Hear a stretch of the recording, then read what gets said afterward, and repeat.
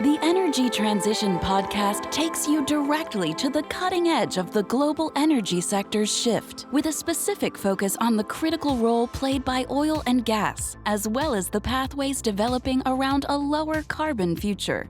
Your hosts, Leslie Beyer, Energy Workforce and Technology Council's CEO, and Dan Pickering, founder of Pickering Energy Partners, are joined by Josh Lowrey, president of Upright Digital. Each episode engages industry thought leaders in an exploration of market-moving trends and topics, including new technologies, ESG, capital markets, inclusion and diversity, workforce innovation, regulatory influences, and the voice of the people. Join us as the Energy Transition Podcast looks at the state of the traditional energy and oil field service sectors, emerging technologies, and the path ahead in a world of lower carbon energy development. Welcome to the Energy and Transition Podcast. My name is Josh Lowrey. I am in the Upright Digital Podcast studio in Houston, Texas, joined as usual with the co-host extraordinaire, Mr. Dan Pickering. Hello, Josh. How are you, Dan? I'm doing very well. I think it's Lunar New Year, right? It is. It is. Whatever that means. So there's a lot of Chinese people that are happy Very happy right now. I've seen some of the posts. It's very exciting. I am not happy. Would you like to know why I'm not happy right now? Please. The Cowboys lost over the weekend. I'm a Dallas Cowboys fan, and I am very not happy. I'm rooting for everyone to be fired now. I don't know what to do. I'm not really a crazy sports fan, but I'm a childhood Dallas Cowboys fan. This was a tough loss. I bought into the hype and the hope. There you go. Well, welcome to the disappointed football fan club then. Yeah, I've never really rooted against you in your quest to find out if the Texans are going to win. Yes. It may seem like I'm rooting against you. But man, this one, my son is 12, and he's feeling it. He's feeling it. It feels pretty terrible to introduce him to the Dallas Cowboys, fandom. And I said, Hulk, on this one, I don't know. Did he cry? He's not crying because I'm not turning him into a crazy fan, but he's upset and he just doesn't understand. He thought it could happen. Yeah, because I promised him we were going to the Super Bowl if they were going to the Super Bowl. So it was a rough weekend for us. Canceled those plane tickets. Yeah. Well, we're gonna pick you up with a fabulous guest. Yeah, that was a on pretty. Our podcast. I'm sorry, audience. Yeah. I didn't mean to. I'm having a bad day. This is not great. This is really a tough Monday here. We're gonna turn that frown upside down. Thank you, Dan. Yeah, absolutely. Our guest today, Patricia Martinez. She is this is a new word for me, the CETO, Chief Energy Transition Officer at Enerflex. And so, Patricia, thanks for being with us. Hi, Dan. Hi, Josh. Thanks for having me today. I'm Absolutely. excited to be here to hopefully make up for your loss. I'm not normally this weekend. depressed at the beginning of the show, but thank you for welcome, I guess. How are you? Great. Love it. Patricia, we always like to start our podcast with understanding who our guest is. So maybe just tell us a little bit about you. You do not have a West Texas or Texas accent, so tell us about where you're from, how you got to where you are, and what you're doing today. Great. Yeah, clearly not Texan, although I've been here for 25 years. Originally from Argentina, that's where I grew up. And I grew up, in an agricultural sort of rural town, in a rural family with two brothers.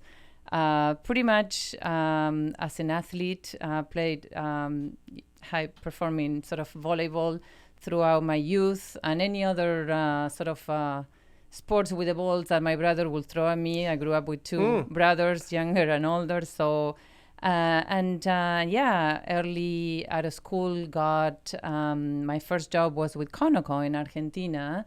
And that's what brought me to Houston. As a finance person, as an engineering person? As a business person. I had a business degree, business administration and marketing degree. And just was hired by DuPont at the time. That was owner of Conoco then. And got into this fascinating world of energy that's where I ended up making a career.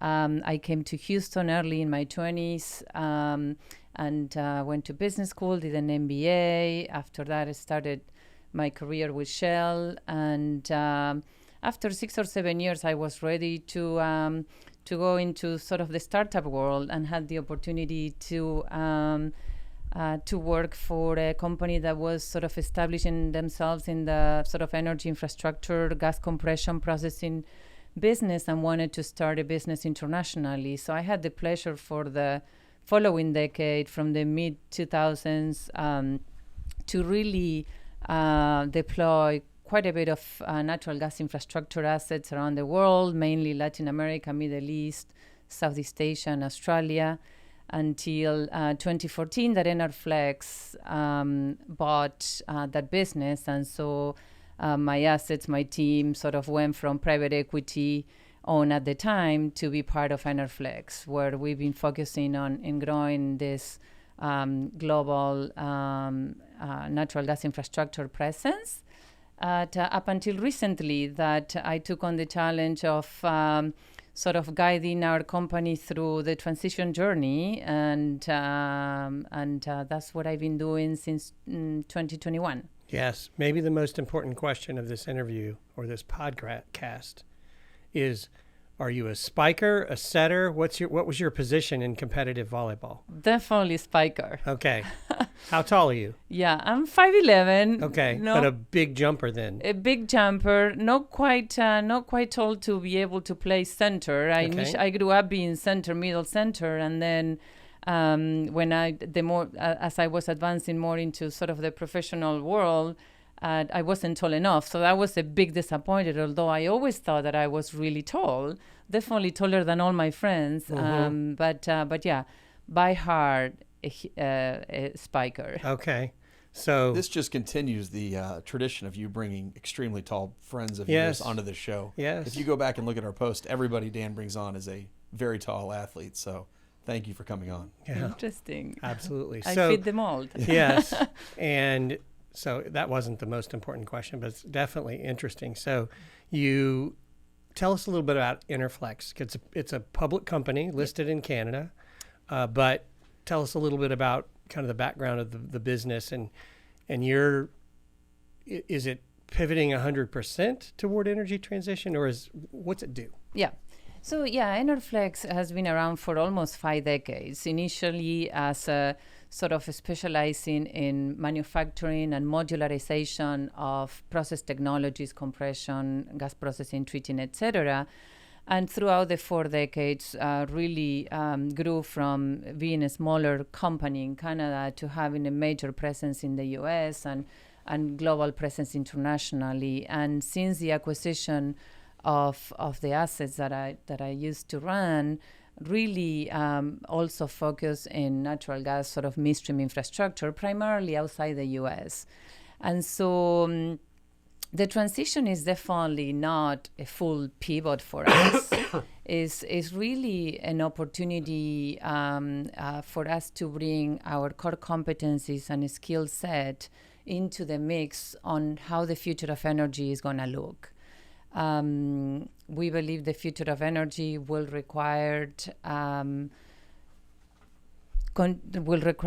hydrocarbons in the energy matrix for sure, and the opportunity to actually use our core competencies of process technologies and packaging process technologies in novel ways to do it sustainable.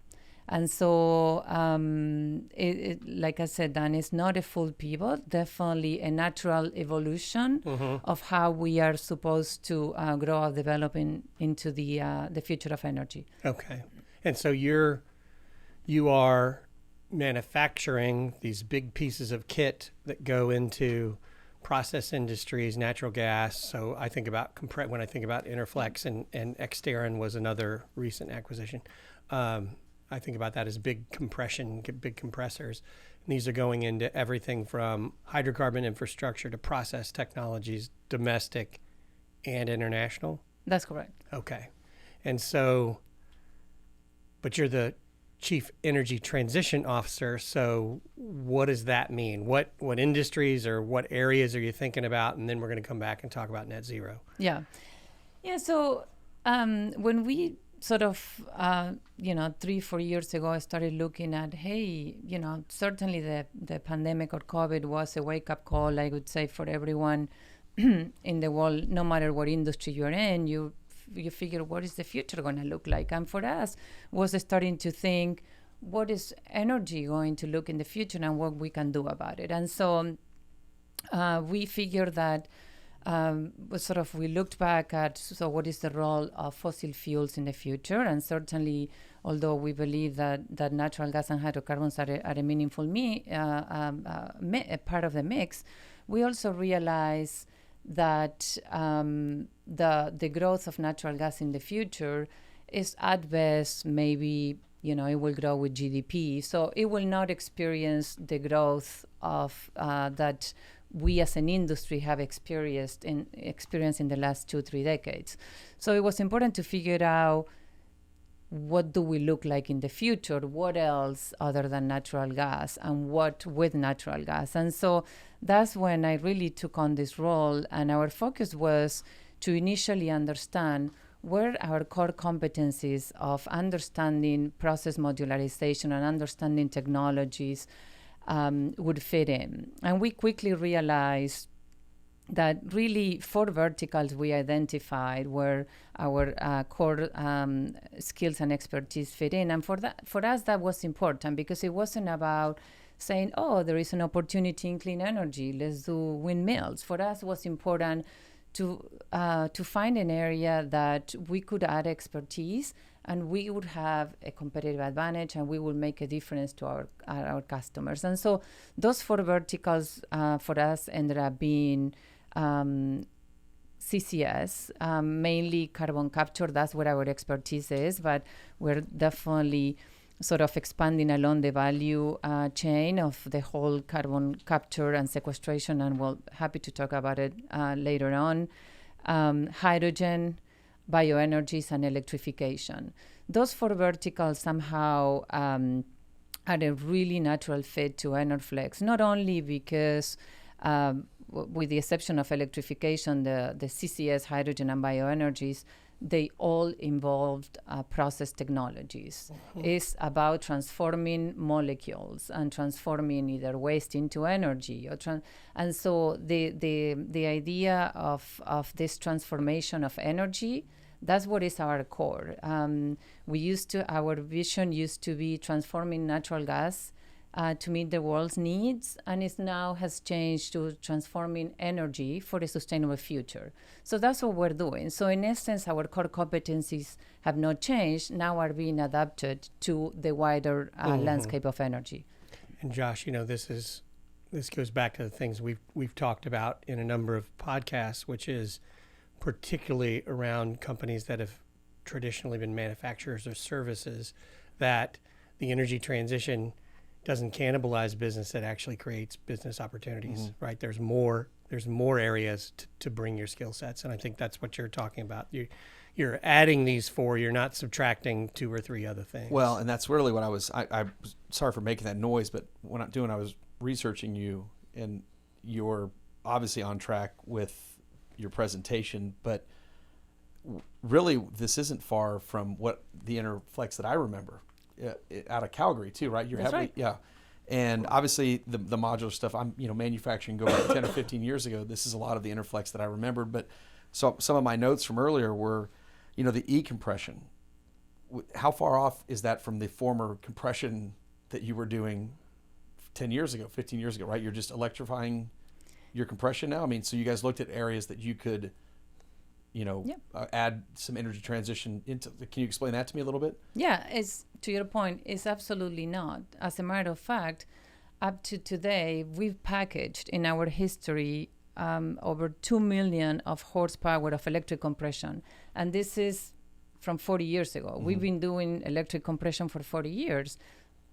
I think the change is on the fact that obviously the demand wasn't there. So for every year we would do less than 10% of our total horsepower package would be electric. The rest would be natural gas sort of combustion engine. The demand wasn't there. The electrification wasn't there. The penetration of electricity throughout industries wasn't there, and furthermore, clean electricity, right? And so electrification now makes more sense than it did in the past, just because electricity is available, is in general fairly cheap, and in Texas you have a good 20% or so of the mix is renewables. So you arguably are better off electrifying, right? And so, but electrification, again, it doesn't make sense for everyone everywhere to electrify. It's as driving an EV. I drive an EV, love it. I'm able to get solar energy because you have installed solar panels, etc. Then you make a difference. Otherwise, you don't. And so understanding where it makes sense and is our job. And so right now on electrification, we're doing quite a bit of work in electrifying our own fleet, the fleet of our customers, but also where you cannot electrify because you don't have access. How can you capture the emissions from the exhaust? And we've been doing a lot of work. We have ongoing 4 or 5 pilots with different customers to piloting different technologies to figure out how we can make this happen sort of economically and viable for those areas that electrification is not possible.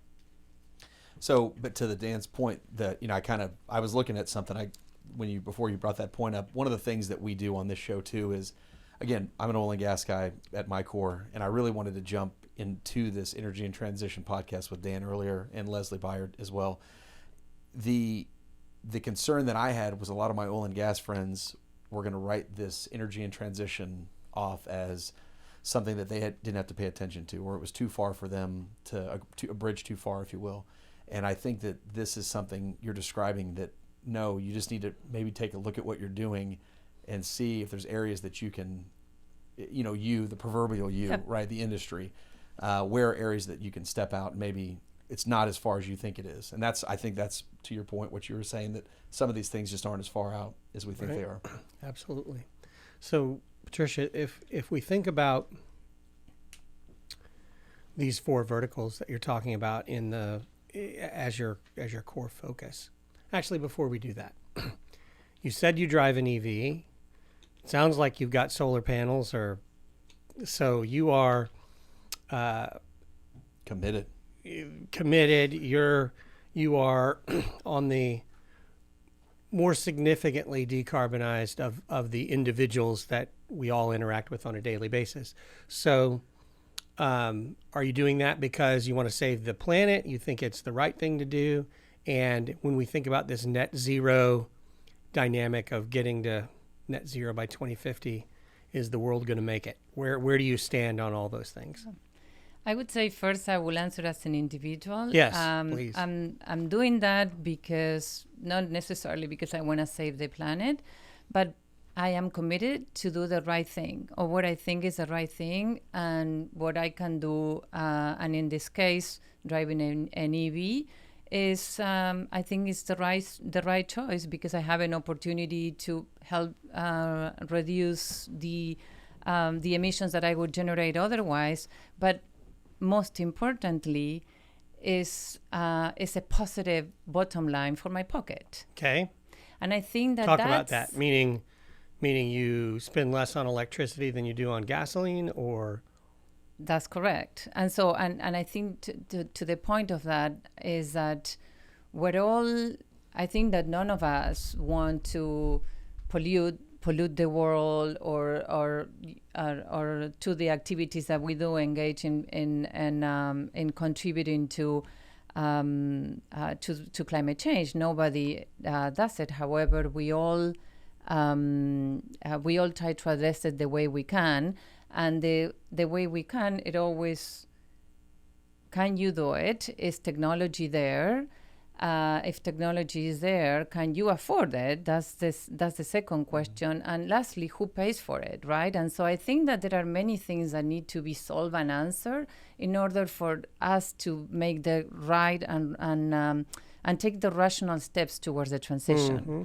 So when you asked about net zero, is that the great thing, not the great thing?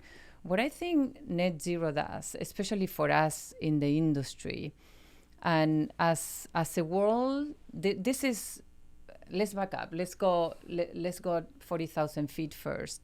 I think the net zero problem is not a me problem, it's not a Houston problem, it's not a US problem, it's a world problem, right? And so that makes it very, very difficult. It's gonna be regional, it's gonna be unequal, and it's gonna take many, many decades too. And so how does the world land or agree into a common goal? So I look at net zero as this common shared objective that has allowed a world to rally behind a goal. Mm-hmm. Right or wrong, good or bad, I have really no judgment for whether net zero is right or wrong, but what I liked about the net zero goal is that it's simple and that it allows people to rally behind it directionally and objective.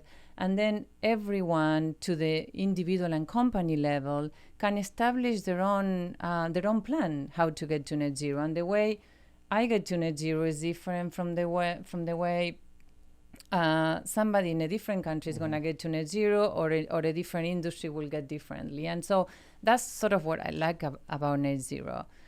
Now, your question was, are we on the track to get there, and are we going to get there? I think directionally a lot of things are happening, and certainly I and Enerflex and the industry, our energy industry in general, is doing tons of work to get there. In my mind, clearly 4 things probably need to happen. One is it needs to be an unprecedented sort of fast deployment of clean energy in our power generation grid. And when we looked at the last 2-3 decades, we have in the US a penetration of maybe 18%.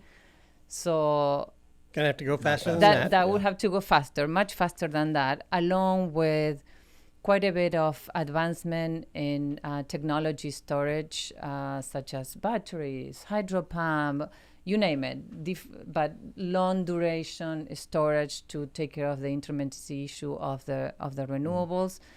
We're going to have to actually make a lot of improvements in efficiency, energy efficiency, in the way we consume energy. And the demand at a sort of industrial residential level, I think, will have to shift too, not only from a clean electrification perspective, but also in the harder to abate industries to type of fuels or sources of or carriers of energy such as hydrogen will make a big difference, right? In cement, steel, etc. And lastly, and I would say most importantly, and probably the one that we can talk more about, is recognizing that hydrocarbons will continue to be a meaningful contributor into the energy mix. But in the short term also, there are many opportunities to actually make it sustainable, sort of future-proof the sustainability of hydrocarbons in the energy matrix. And to that point, I think particularly in our industry, not only focusing on on fugitive emissions of methane and address, which the industry has been doing a phenomenal job and will continue to do, but also CCS. Carbon capture and sequestration, I think, will play a meaningful role. The EIA in the latest report, I think, said that CCS now will increase its share of sort of the 30 gigatons that we need to reduce in order to get to net zero. CCS will be almost 15% of that. So that's huge. Yeah. We're talking about 4 gigatons of carbon being removed via CCS technologies. Yeah, you've been with Enerflex a while, the group. How is it received internally? This, I mean, I don't. Can I call it a transition internally as well? I mean, is it a shift or is it certainly a new business? A pivot? Right? Yeah. How do you call that? Yeah, no, I think that is definitely well received. There is wide support from our board, our executive team, etc., to do what we are good and what bring the value that we can bring to the transition, do our part. Mm-hmm. And there is a lot of enthusiasm to the fact that our core expertise and our experience, like I mentioned, Josh, we've packaged 2 million horsepower of electric compression. We've done over 5 million tons of carbon projects in our history. We've done hydrogen projects. So it's not new, mm-hmm. but so to bring our core skill set and expertise into trying to solve a much larger problem that is beyond sort of the past industrial demand, sure. Is a daunting challenge, and it's exciting. And we have support internally and to the employee level. There is a lot of excitement to provide resilience to this industry that we all grew up in, mm-hmm. and we understand the value that it brings to society, and the ability that this industry has brought in order to bring prosperity to societies and make energy cheap and abundant. Finally, we made it, right? And so we spent how many years trying to perfect this hydrocarbon molecule and all the way from sort of from coal to natural gas. And I think we made tremendous progress, and it's incumbent upon us to continue making that progress and what's demanded of us. To keep going. You have such a broad global footprint. That's a lot of influence, both domestically, North American, and internationally. And I'm hoping, just for the sake of all of us, I mean, the people listening and the people that we're all trying to influence, that they're understanding what's going on and that they start to see themselves as both, as one of our other guests came on the show and called it, what did Bobby call it? This was what you know what I'm talking about? I do not. No, I do not recall. He called it not traditional energy, but something to that effect. But the traditional energy with the energy in transition. And I'm just wondering if they start to see themselves as both traditional and energy in transition workers, because that's something I think is important for people to see themselves as, with such a large influence that you guys have.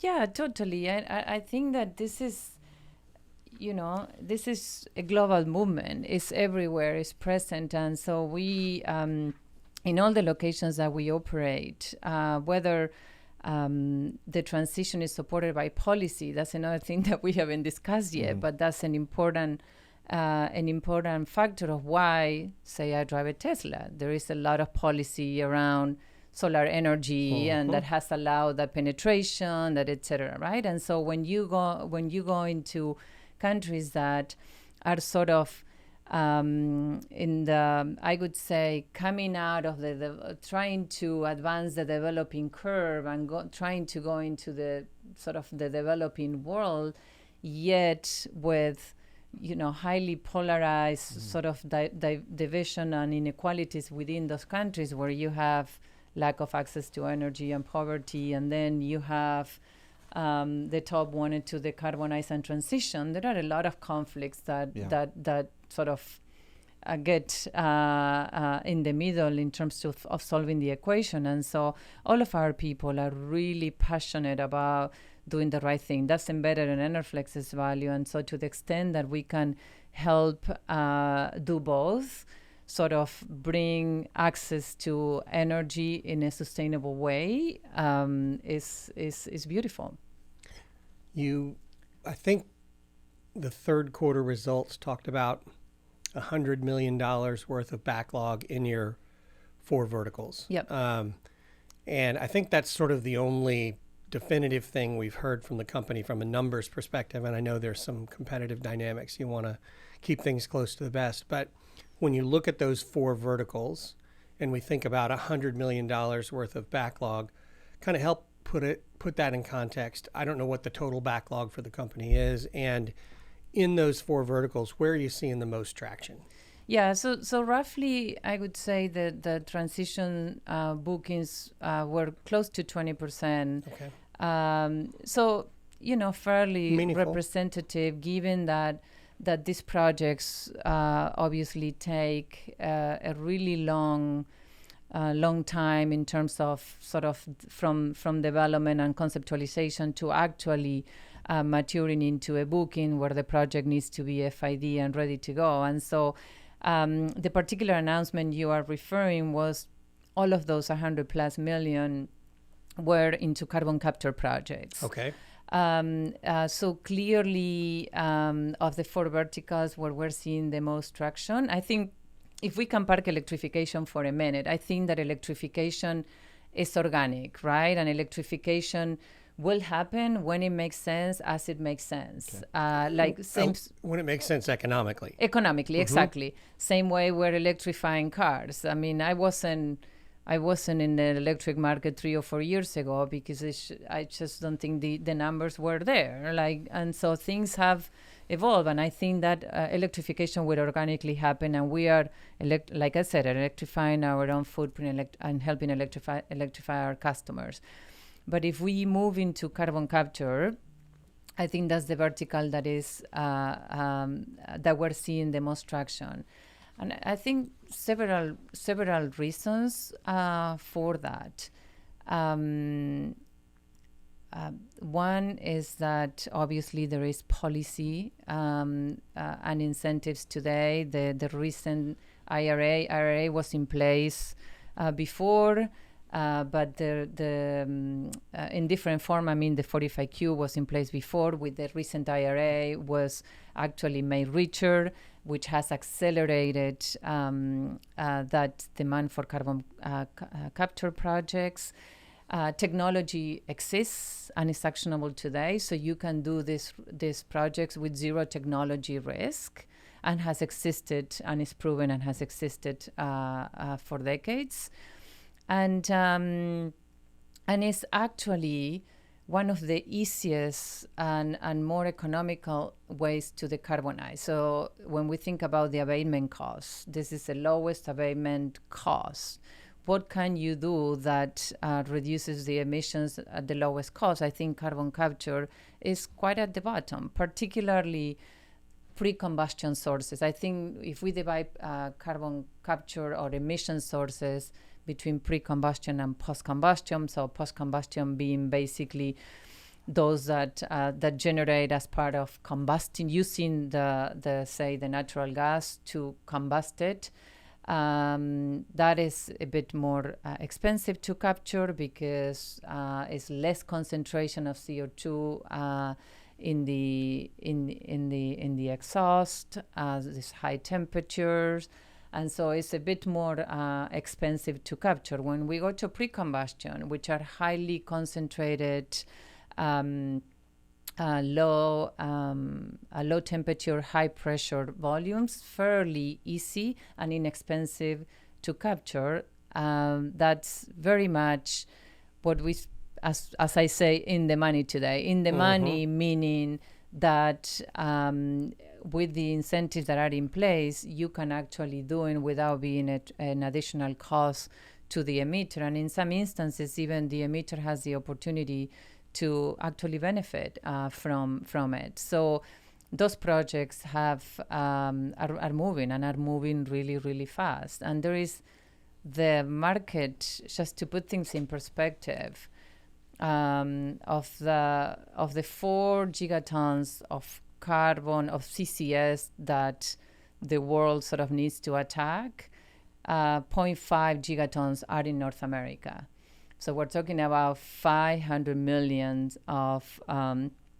tons of carbon per year. Of that, 20% is pre-combustion, so we're talking about 100 million. Then to the announcements that we made is 2 or 3 projects that we're doing that will contribute to a little bit over 1 million tons.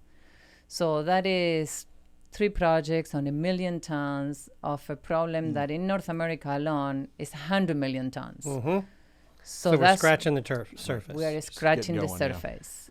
Tell us or help help everyone understand. So what kit or what pieces of equipment, what are you guys doing in this process? So you talked about pre-combustion CO2. So there's a facility somewhere that's got CO2 that's being generated. What does your equipment do? Is it what's sending it down a pipeline to go get injected? Is it something in the front end? What's the actual kind of thing you're delivering? Yeah. High level macro in the value chain, you have a capture solution that basically is process technology that is going to capture the CO2 and sort of transform the molecule, separate the CO2 from the rest of the stream, and the pure CO2 will be sort of compressed and transported to be finally re-injected somewhere, right? And so in the capture piece, that's where we participate. And when you look at holistically the value chain, roughly 70% of the value is in the capture, just because it's just expensive, right? It takes energy to capture energy. Okay. And so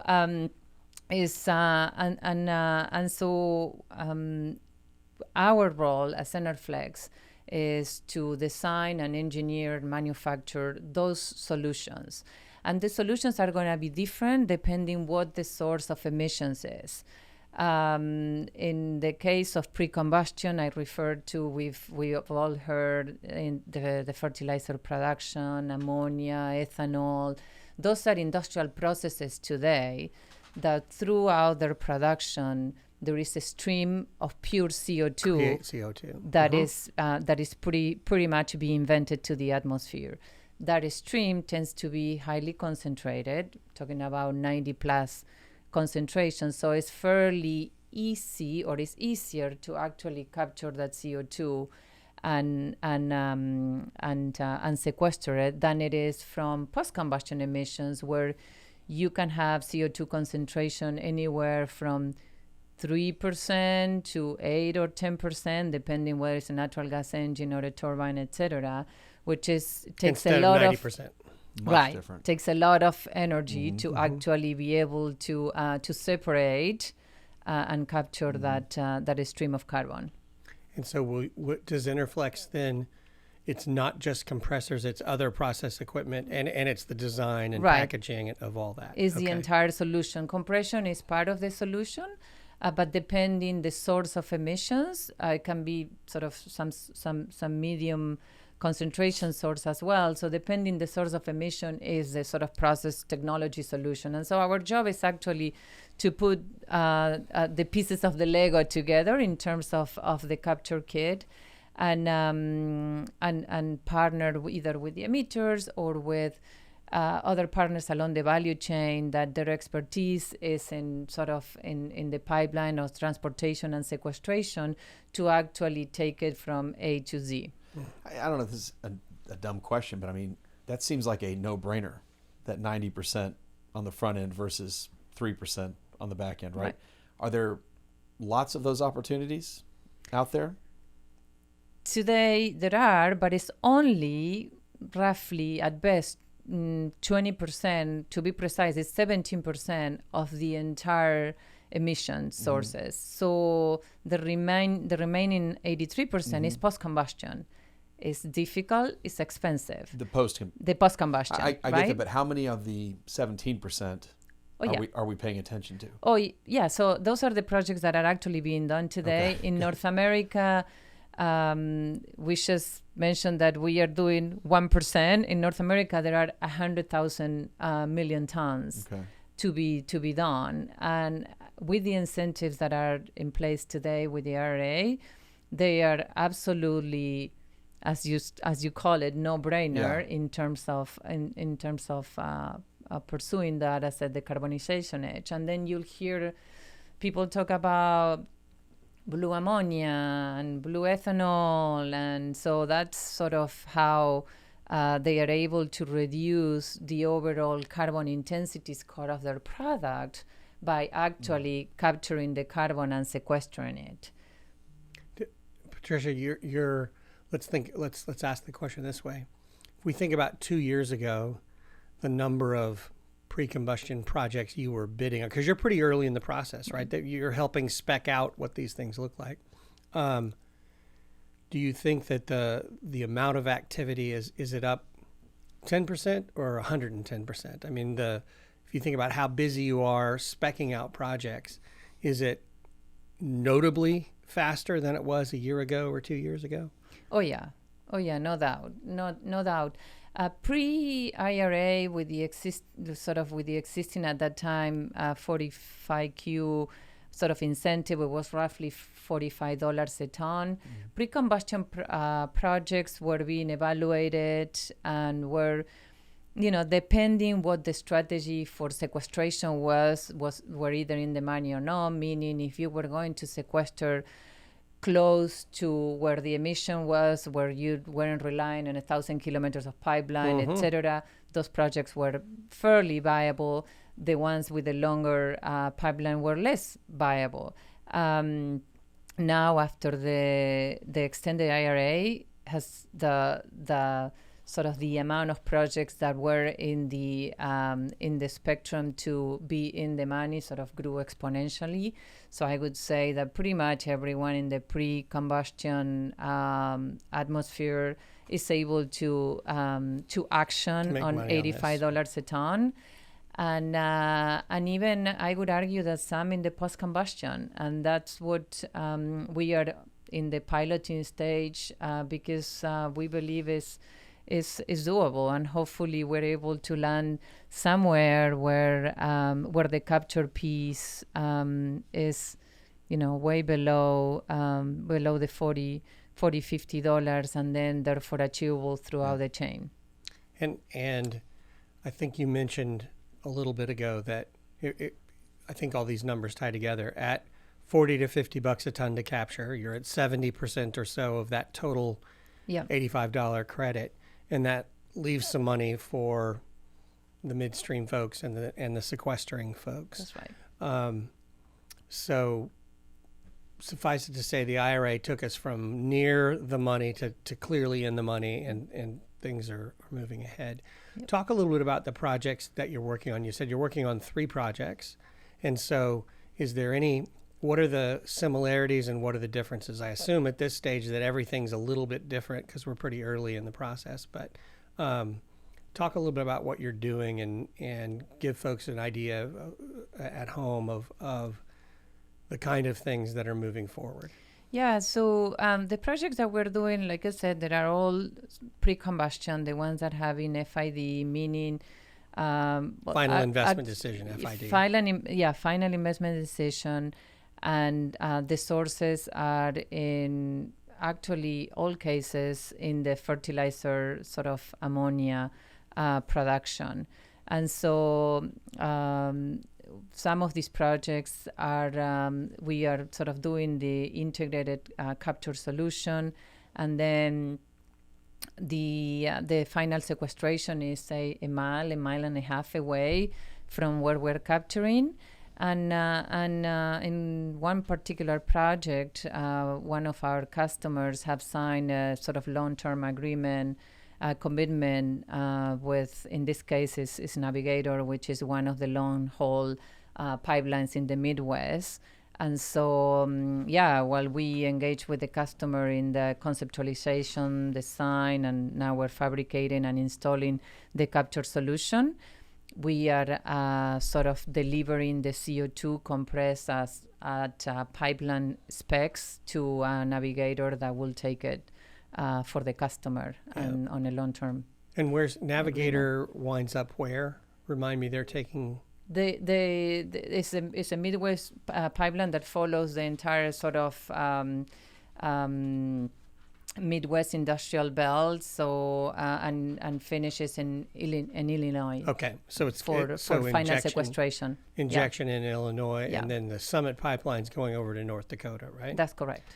And so you're literally working on a project that takes CO2 a mile and a half away, and one that takes it 1,000 miles away. Correct. So that's the gamut. Difference. That's the gamut right there. Yeah. I think that would really surprise the average person. out there. Especially, the last guest we had on here was saying it's perfect right below you. Yep. Right. And which obviously would make sense. I think anybody would say we'd love to just do it right here, but to go 100 miles and then 1,000 miles, that's a big difference. I think that reverse oil and gas, they called it actually. Yeah, for sure. Yeah, for sure. And I think all the industrial emitters that are in the Gulf of Mexico or in Texas, etc. Yeah, most likely you're gonna find proximal sequestration, and I think that that's most of what we've seen. But when you go north in the heavy industrialized sort of area where, like, for example, these facilities in Iowa or in many facilities that are smacked in the middle of a city, like where the evacuation is not as simple. That's why I think this sort of long corridor pipelines make sense there, right? But if you're here in West Texas or in the Gulf, most likely, unless you have access to a nearby CO2 lines, and there are many, right, as we know, that they've existed for decades for EOR in EOR pipeline, sure. Yeah. It strikes me, Josh, that this is, so it's the classic resource extraction model is the easiest stuff happens first, and then you move to the harder stuff. And in CO2, the easy stuff is pre-combustion. Yep. The harder stuff is post-combustion. By definition, it seems like right now, economically, you can take the pre-combustion and ship it a long way because it doesn't take much to capture it. Post-combustion, it takes a lot. You spend a lot of money gathering it or capturing it, so you can't you can't spend as much money if you're dealing with that same finite $85 tax credit. But also, Dan, if you think about it in terms of timing, many of these projects are getting anchored with pre-combustion sources, and sort of this infrastructure is being built. And once you have the infrastructure built and all these sources or these emitters that have pre-combustion emissions, they also have post-combustion emissions. They are not addressing them today because it's not in the money, but they will be addressable. And I think that once sort of infrastructure is there, it would be easier to be in the money, right? And so what we really need to solve is to try to, and there are tons of money going into novel technologies for capturing, et cetera, that are still sort of a lab or stage, but I think that that's what needs to be solved: the capturing cost.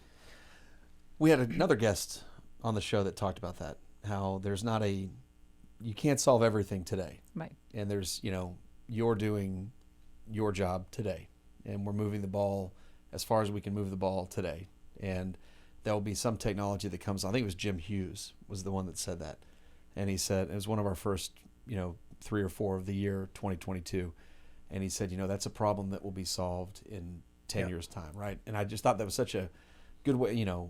We have to do what we can do today and not be frustrated that we can't solve that 83 or 87%, 83% problem today, right? Let's figure out the 17% today. So I just think that's important that progress is being made, and so I want to congratulate. I mean, truly, just say I'm glad we're solving these problems right now. Yeah.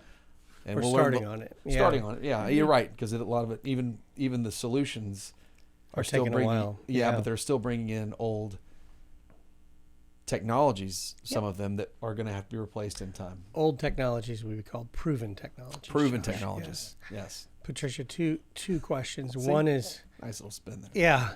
One is, you're a global company. Are the dynamics the same internationally? I mean, they don't have this big tax credit that we've got, at least right now they don't. So what are you seeing internationally? And I'll follow up after that. Yeah, it's interesting because the will is absolutely there. Like everyone wants to do it. And we get inquiries. We are now with the external acquisition, I believe it's 26 countries. And we got questions every day, like, "Hey, I wanna capture the carbon. Tell me how much." And the reality is that as we talked in length, it requires policy. North America and the U.S. particularly is incentivized through the IRA, and is an incentive that works.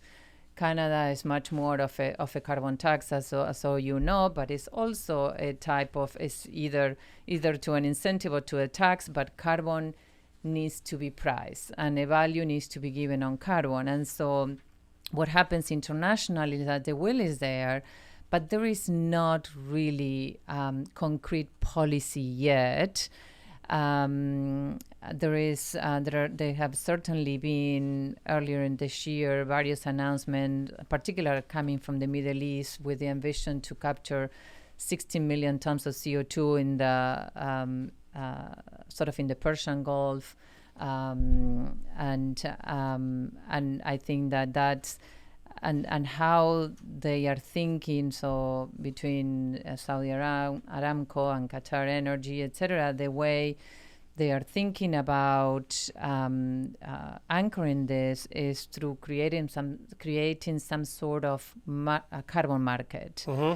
And so Australia is doing something similarly. And so I think that to the extent policy and regulations can sort of come along, or the sort of the global ecosystem progresses so much that carbon becomes yet a global easy tradable commodity, it's just going to be really, really tough in some of these jurisdictions to take these projects off the ground, because it's expensive. Mm-hmm. It is truly really expensive, and the other factor is that it is not the main problem or the main issue that those economies have, right? When we talked about Latin American economies, I mean, there are other priorities for those policymakers rather than trying to sort of establish policy around energy transition. Mm-hmm. Yeah. When we think about these projects, they're big, and so you're right in the middle of this. A lot of times at the front end. How easy is it for these things to get capital? Do you sense that these are easily financeable? Are companies, are your partners doing them on their own balance sheet? How's it getting financed? Yeah, so I think it's difficult then to treat all projects sort of under the same umbrella. I would say if the project is de-risked from a technology perspective,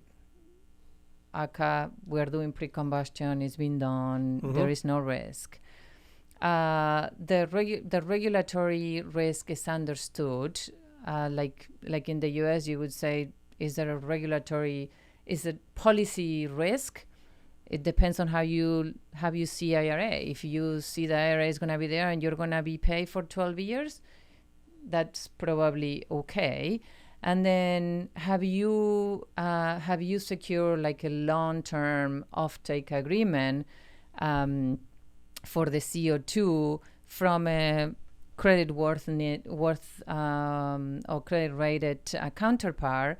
I mean, if your project meets those three criteria, I think there is plenty of money for those projects. Yep. I think structuring the project that all the pieces of the puzzle come together is not that easy. It's easier in the U.S. than it is in other jurisdictions. But I would say for the U.S. and talking North America in general, I think there is plenty of money available for these projects as long as you're able to address those major risks. Mm-hmm. When will your three announced projects, when will they start putting carbon in the ground? Carbon in the ground, best case, end of 2024, so Q3, Q4 next year.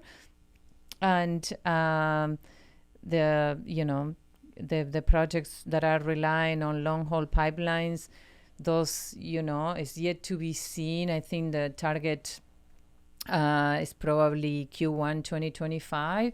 but it's also dependent on sort of right of ways, Class 6 permitting. There are a lot of regulatory sort of pieces still moving, and that brings some uncertainty. But the ones that, like I mentioned, are more sort of, as we call it, distributed sequestration, where you're sequestering near, I think that most likely Q4 2024. Okay. That's nothing. It's coming. That's It's nothing. fast. I mean, that's If you're trying to relatively fast. remodel your house, you're not getting a. You're not building a new house in that time period. No. That's for sure. That's so. Just anybody who hears that, like, oh, this stuff's never happening. That will be here before you know it. But if that, I fully agree. But if you think about it, when we started talking about this with some seriousness and cohesiveness, we talked about 2030, like, oh, that's sort of by 2030 we're going to do all this. And I'm just talking about projects that we announced end of last year that are going to be in place by 2025. That's halfway there. Yeah. And that is only a few projects. So it takes a lot of time to actually get to where we need to get and address the market we have to address in the U.S. Right. It's 500,000 million tons a year of CO2 emissions. And it will be here quickly. Totally. Yes. Well, I guess what I'm hearing you say is, yeah, if you started 2 years ago, it's going to be relatively soon. If you're starting now, 2030's, you're pushing up against some of these timelines a little further out. You have to talk to us about Argentina, because I think you told me that you were in Argentina when the guys came home from winning the World Cup. I did. I actually landed an hour earlier than they did. So it was quite an experience. Did you think that was your welcome home? Totally. My kids thought they never thought that they were so popular. And it was just quite an experience. It just was incredible. That final game was incredible. Unbelievable. Like, what have we not talked about that we should, as it relates to things you think are important, either what Enerflex is doing or energy transition or carbon capture or whatever it is? I think we covered a lot, Dan, and I do think that I think the important thing is that as an industry, we're collectively all doing our part. And I think there is so much collaboration throughout the value chain that we've never seen. And so I'm optimistic. We're optimistic to the fact that we are going to make a difference. And it's going to be, like your previous guests all said it, one project at a time. Yep. And, the project we announced, that's 1% of the problem. But guess what? Is 1% less to address. And so if we continue going one at a time, I'm optimistic that we'll get there. And there is a lot of collaboration throughout the industry. As we're all human. We want to do the right thing. The industry wants to do the right thing. And I think that we are empowered and poised to do it. Yeah. And that's very exciting. One of the things that strikes me about your part of the industry and your part of this process is, I am making an assumption, tell me if I'm incorrect, but when I look at energy transition, I see a lot of people doing things that have low profitability or low rates of return. I'm assuming that for Enerflex, energy transition work is just like any other work, and your margins are close to as good as your oil and gas margins. Is that fair? Yeah, no, that's fair, Dan, and I think even if you poll anyone, no matter where they are in the economy, in the value chain, nobody will be in business to not make money, right? And so I think that that is our job to give the ability to our industry in the future, but also focusing on what's the lowest cost of abatement and what can we do that contributes to that cost, and how can we all creative and collaboratively take these projects off the ground. Yep. There's a very real sense of, you said design, engineer, manufacture. It's very tangible what you're doing. That's right. And there's not just in this not our conversation, but conversations, there's a lot of theory in this world, right? But yours is very concrete. Yep. Like, this is something we've done. This is something we know how to do.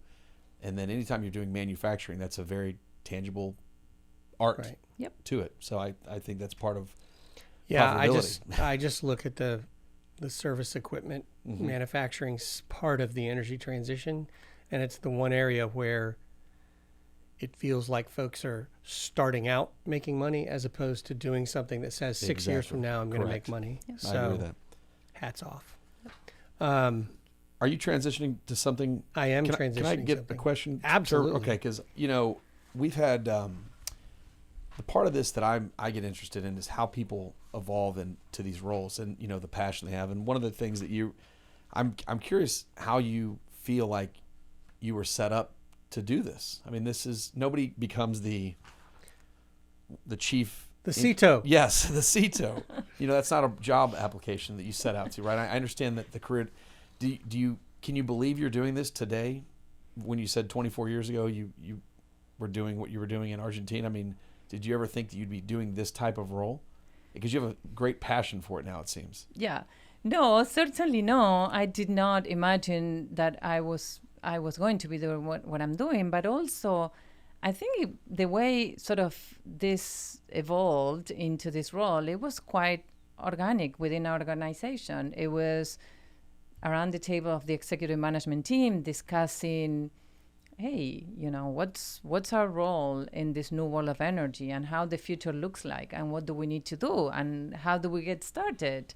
And,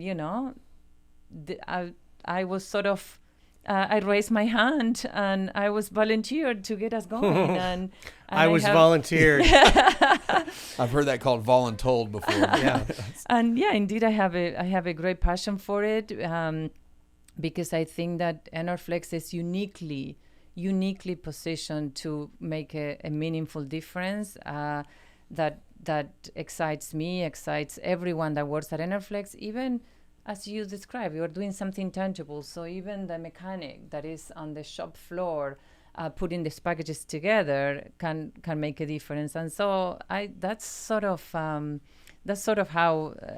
it evolved. And I'm passionate. My team is passionate, and I think that the fact that we're being able to provide resilience to our industry, resilience to our company for many decades to come is phenomenal.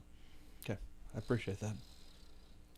Well, we can follow your progress at www.enerflex.com, right? That's your right. website. And so we'll be listening and watching for further development. So we usually end all of our podcasts with what we call the lightning round. So you get to answer this question, yes, no, short, no explanation. It just helps give answers, people a view of who you are from a sort of tongue-in-cheek perspective. So you want to start or you want me to, Josh? I mean, this is you get to ask. This is Let's such a do good it. first one. Yeah, the first one's a no-brainer, or you may never be able to go home. So, Messi or Pele? Messi. Okay, Yeah, you got Messi. You almost messed up I know. White Lotus or Game of Thrones? Game of Thrones. Yeah, I'm going to get into this White Lotus. I heard it's great, though. I'm on the second season. Cash or crypto? Cash. S&P 500 for 2023, bullish or bearish? Bearish. EV or internal combustion engine? EV. Summer in Calgary or winter in Houston? Summer in Calgary, hands down. I think she had to say that. We've been asking folks, does the Ukraine conflict continue into 2024? Unfortunately, I think most likely. Yeah, there's no good answer there. Yeah. Burgers or pizza? Pizza. Thin crust. Thin crust. There, nice.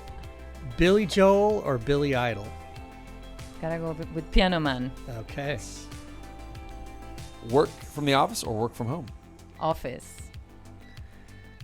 Do you expect another USA IRA type of bill in the next 2 or 3 years? Doubtfully.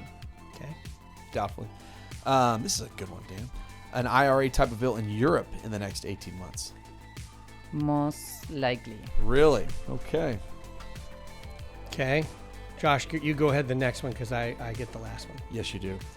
United Airlines or Delta Airlines? Neither. Really? How do you Ooh. get down to Argentina? Ooh, United. Yeah. but neither. And importantly, will the Houston Texans make the Super Bowl in the next decade? Absolutely. Yay! Woo! I love it. Patricia, thank you very much. Chief Energy Transition Officer CETO. for Enerflex. We really appreciate it. Thank you so much. Thank you for coming on. Thank you both. It's been Yeah. a great pleasure. Thank That was you. great.